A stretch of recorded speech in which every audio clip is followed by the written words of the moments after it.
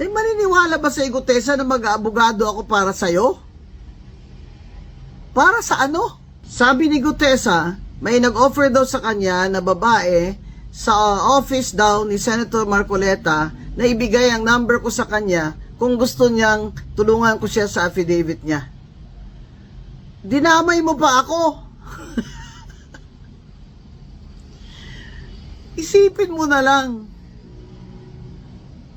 With my status as a retired COMELEC commissioner and a former COA commissioner, law practice for 25 years, and you see my law practice was really focused on women's rights. Isipin mo na lang. Maniniwala ba sa Gutesa na mag-aabogado ako para sa'yo? Para sa ano? Will I have anything to do with Zaldico, your boss, at the time? Pero syempre, mas mabigat ang maleta, hindi ba, Gutesa? Syempre, yung boss mo ngayon, si Martin Romualdez na, my mortal enemy. Kaya sana makulong kayong dalawa. The ombudsman should file a perjury complaint against you because the ombudsman used Gutesa's affidavit in the plunder case of Martin Romualdez, and now he's recanting. The ombudsman should file a perjury case against Gutesa and include him as a co-conspirator in the plunder case versus Martin Romualdez. Tingnan mo lang kung makulong mo yan, ombudsman, kung hindi ba yan iiyak. Gutesa is undermining the authority of the ombudsman. The ombudsman used his affidavit in the case against Romualdez, and now he's recanting. He's now turning around and saying na hindi siya nag-deliver ng maleta kay Martin Romualdez. Yung boss mo, si Martin Romualdez, Gutesa, mortal enemy ko yan. Makukulong din yan. Ikulong na si Martin Romualdez. Maniniwala ba sa Gutesa na mag-aabogado ako para sa'yo? Para sa ano? Sabi ni Gutesa, may nag-offer daw sa kanya na babae sa office daw ni Senator Marcoleta na ibigay ang number ko sa kanya kung gusto niyang tulungan ko siya sa affidavit niya. Dinamay mo pa ako. Isipin mo na lang. With my status as a retired COMELEC commissioner and a former COA commissioner, law practice for 25 years, and you see my law practice was really focused on women's rights. Isipin mo na lang. Maniniwala ba sa Gutesa na mag-aabogado ako para sa'yo? Para sa ano? Will I have anything to do with Zaldico, your boss, at the time? Pero syempre, mas mabigat ang maleta, hindi ba, Gutesa? Syempre, yung boss mo ngayon, si Martin Romualdez na, my mortal enemy.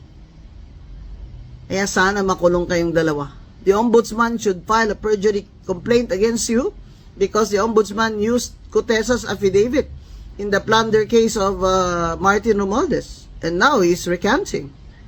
The ombudsman should file a perjury case against Gutesa and include him as a co-conspirator in the plunder case versus Martin Romualdez. Tingnan mo lang kung makulong mo yan, ombudsman, kung hindi ba yan iiyak.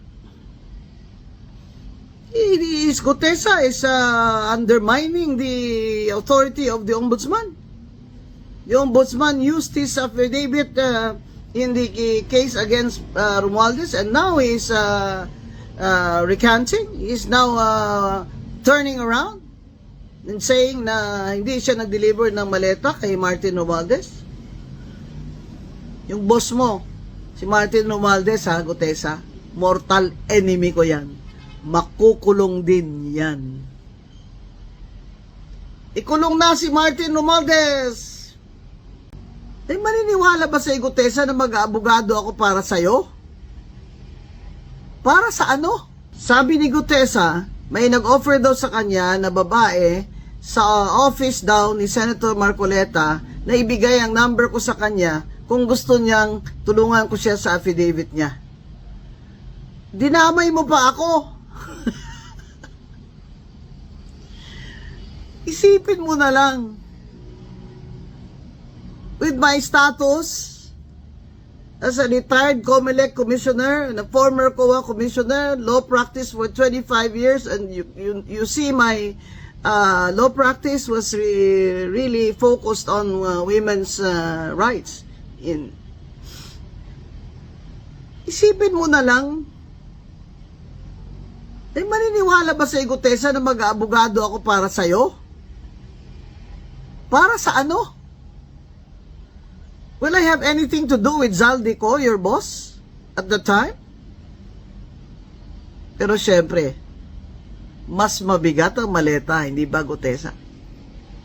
Syempre, yung boss mo ngayon, si Martin Romualdez na, my mortal enemy. Kaya sana makulong kayong dalawa.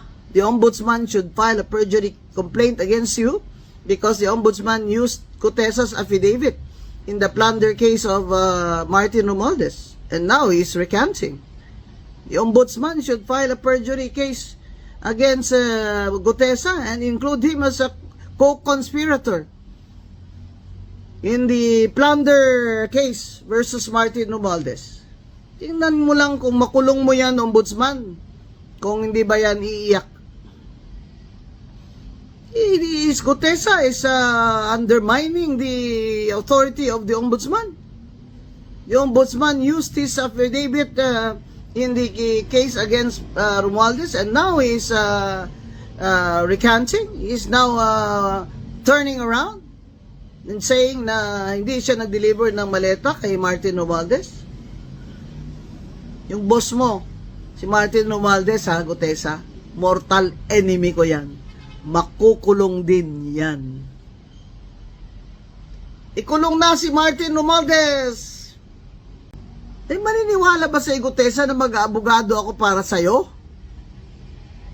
Para sa ano? Sabi ni Gutesa, may nag-offer daw sa kanya na babae sa office daw ni Senator Marcoleta na ibigay ang number ko sa kanya kung gusto niyang tulungan ko siya sa affidavit niya. Dinamay mo pa ako.